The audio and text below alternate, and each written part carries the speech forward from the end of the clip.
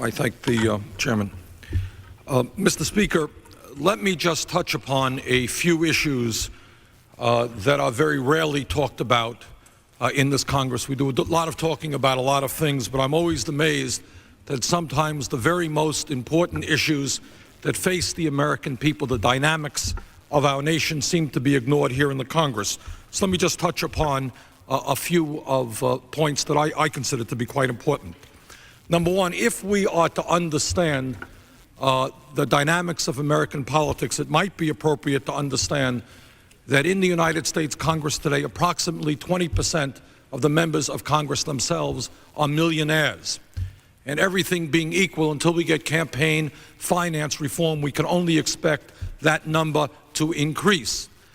A democracy is supposed to mean that ordinary people can run for office, ordinary people can get elected to represent their neighbors back home.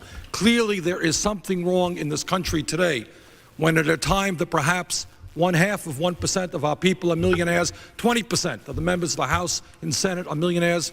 We recently had a gentleman in California who took out his checkbook, wrote himself a check for $25 million in attempting to buy the Senate seat in that state. And that is happening increasingly.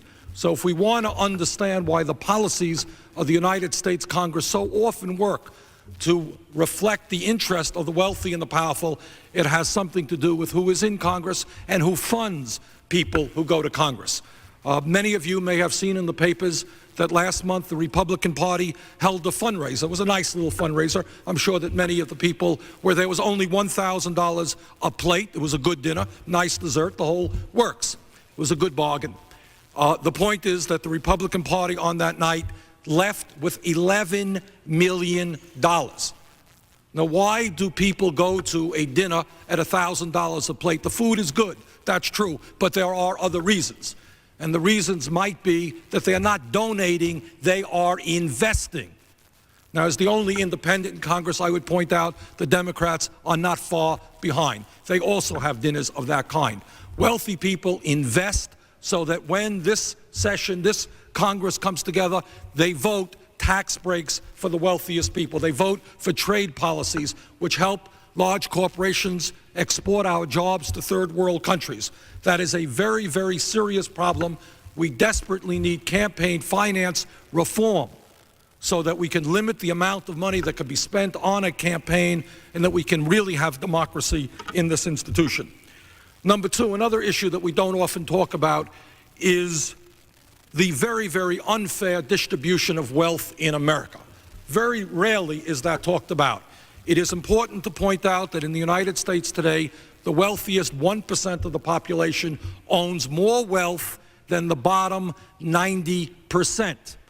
We have a situation now where the chief executive officers of the largest corporations in America are earning 150 times what their workers are earning. Now, nobody thinks that everybody in America should all earn the same amount of money, but clearly there is something very wrong when so few people have so much money, while at the same time the middle class is shrinking and at the same time poverty in America is growing.